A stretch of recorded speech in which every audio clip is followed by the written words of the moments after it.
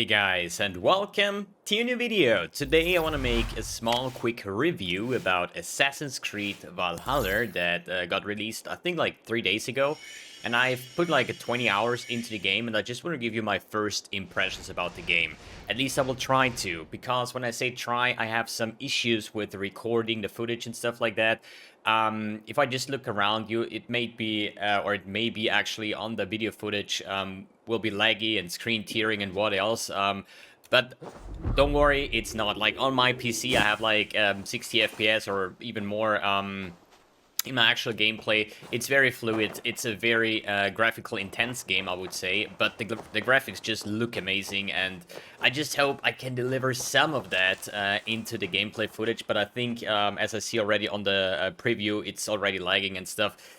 It's kind of sad, but hey, I'm still gonna make a quick little review about what I've learned, of what I've seen in these 20 hours of gameplay. And I want to mention first, I did not play any other Assassin's Creed before. The only thing that is comparable, I would say, is sorry, is The Witcher 3 that I've been playing like, I don't know, like half a year ago or a year ago, which was kind of an amazing game. And I really like the idea of it, and yeah, that's why I got myself into Assassin's Creed now. And it's actually a really, I would say, grindy game in that regard. You have like your map over here where you can basically just have like shit tons of things to discover and explore. So I'm definitely, if I play one of those games, I'm always like out for exploring, and I want to see all the challenges, like all the hidden items and treasure chests and whatnot. I'm not really worried about the main quest too much. So I've done probably, I would say at the moment, round about 10% of the game. So this is like England. So you start in Norway, basically, where you see our first quests and tutorial like. And then you get over to England, where you have your Northumbria, you have the East Anglia, Wessex, and stuff like that. An online service error for whatever reason. That's probably because I critically exit the Ubisoft Connect, because it seems like it gives me even more troubles with trying to connect and stream the footage. Just for that. And yeah, it's very grindy. It seems like I'm currently power level 56. I've seen regions where you have to be like power level 280 or 340 even here on this part here. So it seems like I just scratched on the entire surface of the game. And it's always easier to, how you say, call the negative aspects of a game rather than the good aspects, because if something is working properly, you don't even worry about it at all, you know. So for example, it's an open world, there is no loading screens whatsoever, the combat feels actually amazing. It's really fun to just run around being the good old Viking, just robbing these cathedrals and whatnot. It's actually a very cool game in this regard, but it reminds me very often on The Witcher. So every time I play this game, I feel like I'm playing Witcher at some parts, right? But this is just because I have not played any other Assassin's Creed, and I think it's similar if you would compare, like, hey, you're playing Path of Exile, it pretty much looks like Diablo 2. Is this a Diablo copy and stuff like that? So this is my approach here, that I say, it's a Witcher clone, more or less, right? Because that's how I feel when I play it, right? But if I would have played Assassin's Creed before, I would say, yo, Witcher is an Assassin's Creed clone, whatever, you know? In the end, it does not matter. It's always about how does the game feel like, how does the game is played like, and I just really like this game.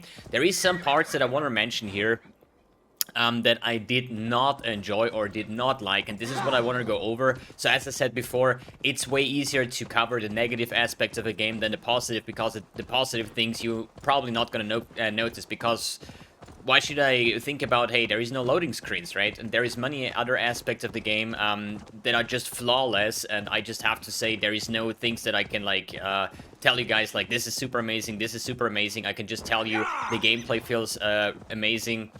The skills and stuff, the cutscenes and everything, the storyline so far is pretty cool. And if you watch the Vikings on, what is it? Amazon Prime, whatever, then you're gonna remember a lot of things, and there is actually Ragnar Lothbrok in here somewhere. I think at this part he is already dead, but you're gonna find quests where you have to interact with the sons of Ragnar. So I've seen a quest text with like Ube and And I don't know what else is going to be there. As I said, I'm just scratching on the surface over here. So I would say it's probably going to be complicated. What is this city over here?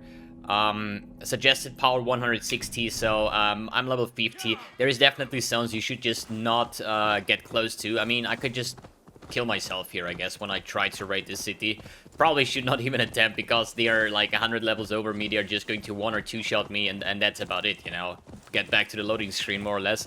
I would like to show you some kind of a fighting aspect, so maybe we can... Let's try to kill one of those dudes. Oh, that was a perfect headshot right there. But it's a little bit weird. This dude was just marked as green, so I should be able to do it. Can I get up there? No. So let's try the front door. Or can we jump over here? No, we can't. God damn it. So I'm actually going to try to go in there and kill somebody. So you see a little bit of an action here as well. But I kind of think that it will lag quite heavily. If I actually can find the entrance. Oh, there you go. So we can basically just sneak around with our hoodie here. Or we can just remove it. But this would draw a lot of attention. There you go. Rip. So what level are these? I don't know. So basically combat wise, you just like hack and slash. There's a lot of cutscenes in there. You can like hide or pick up bodies. I think that's something what Assassin's Creed has in general. And you can just, what I do, just aiming and just throw these people around, because they're actually doing damage when you hit them on somebody.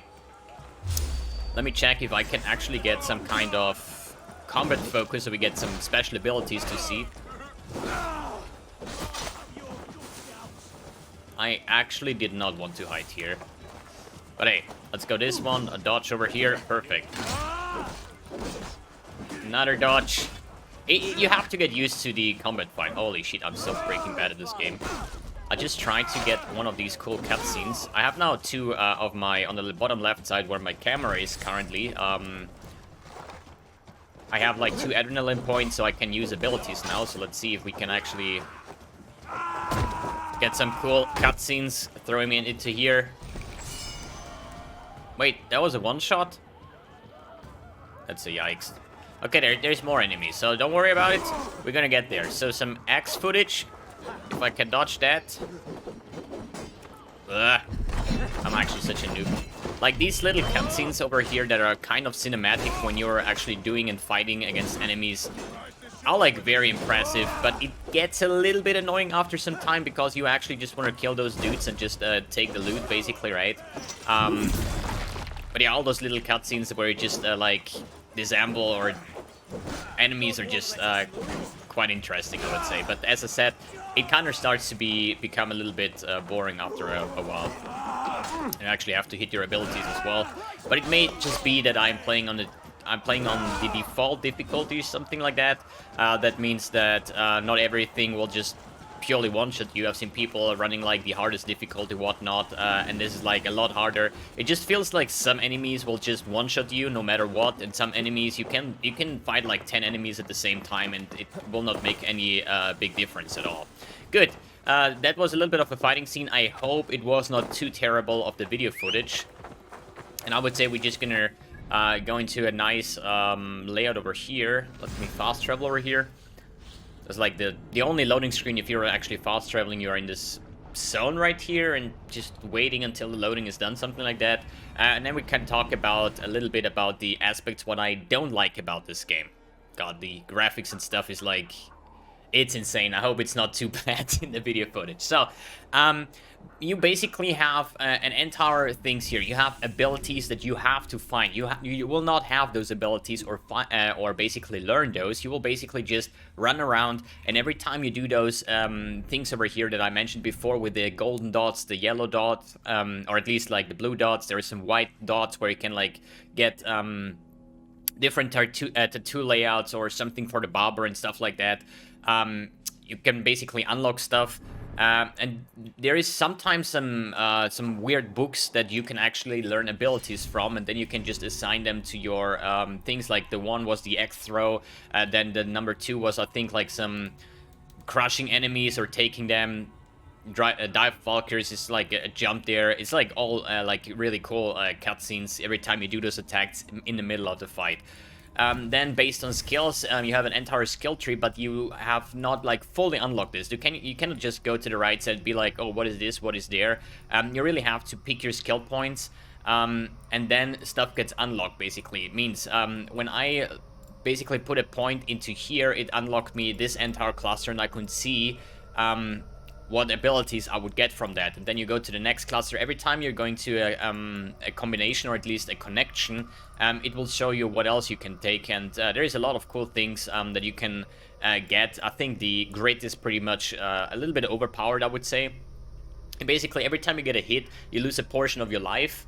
And when you hit the enemy back, you're healing back that portion that he dealt damage to you, which I think is a little bit ridiculous, but hey, it's how it is. And the last chance healing is also when you receive a critical damage, it gets slowed down, so you have more chances to get away or heal yourself up and stuff like that. It's a very big skill tree as far as I saw. You can definitely just Google the entire skill tree and pick your perfect notes over there. But I don't think that I have troubles going through the entire scenery, I would say, unless I get to a point where the monsters are just way too strong. Then you have your typical inventory, where you have like your cloak, your helmet, some gloves, body armor, your bow. You can dual wield access. You can do like if you have the skill point over here that I choose, which is the heavy dual wield, I can actually wear two-hand weapons at the same time, or take one two-hand weapon with a shield and stuff like that. You can have like all kinds of combinations, but I personally choose to go berserk style with two one-handed axes, because I just like the heavy attack speed and stuff like that. Then world is basically, I think, just a map, quests, just a quest overview, orders. This is kind of what I think like the Path of Exile Syndicate leaderboard, where you find out who has connections, and if you kill those, you know who is the bad boy, and here is like the end boss, I would say. And there is a lot of things that I saw already, like Red Waller killed me once because suggested power level 90, and you just fight your way through. So it's pretty, I guess it's pretty grindy on that regard. So talking about the inventory, what did I like, what did I not like? So personally, I just have to say it right up, this is absolutely pay to win. It is a single player game, it's not like a multiplayer, so if you invest money into this game, it's just for yourself basically, right? But if you go to the shop, you can buy everything. You can buy entire gear sets. You can buy crafting materials to upgrade your gear and stuff like that. So I haven't seen anything that you cannot buy. And I even saw on the shop you can buy some loot filter kind of thing. When you open the map, that it shows you all the locations of legendary items and stuff like that. I don't know, I would say this would actually destroy the entire fun of the game if you just invest money and just buy everything to keep on going. I think, yeah, I mean, everybody has to decide for themselves, but when I saw the store that you just have the possibility to just buy everything you want, is a big thumbs down, because I don't know, like, where's the fun in playing the game if you can just buy everything you want and just have overpowered gear based on the shop and stuff. There is some cool MTX where you can have, like, your longboat, where you can basically, you know, you just, you're a Viking, right? You go on, like, raids and stuff like that, and you can just call your boys in and you raid the city together, and you have a longboat where you can, like, drive through the river, basically. I know it's the wrong word, but hey. And you can have like a rainbow unicorn longboard or something like that. So there's some very funny MTX based on that. I personally have not invested anything into there. So back to the roots here. You can buy entire gear sets that are just very strong. I have no idea if these items will be endgame viable or just very strong for leveling. I just don't want to, like, I want to stay away from this all RMT or basically pay to win things, right? But the other thing that I encountered, and this is something I kind of have to dislike, after 20 hours, and I'm a guy, I do 100% completion, right? So the next point when I'm like over here, I scroll in, basically I would now go for all these golden dots. There's like, the map is like full of golden dots, right? And I've done a shit ton of those already. You see it on the right bottom side. You have the wealth, mystery, and artifacts, and I'm always doing those because you can always find items and other cool things. But there I found like some armor that I still have no idea how to get there. Some people in the chat told me it's based on a storyline, so I will probably get this armor once I continued with the story, but I wasn't really focused on storing at all, you know. I was just like running around exploring things, trying to get all the good loot and stuff. And yeah, all the good loot. Witch loot, basically. I found a bunch of weapons, actually. Iron Star, some spears, basically, one-handed weapons, two-handed weapons, some shields. So weapon-wise, I found quite a lot already, but the other gear slots, right? If I go back here to the gear slot, all this stuff here is still from the starting zone, right? So I basically found a pair of boots and a chest.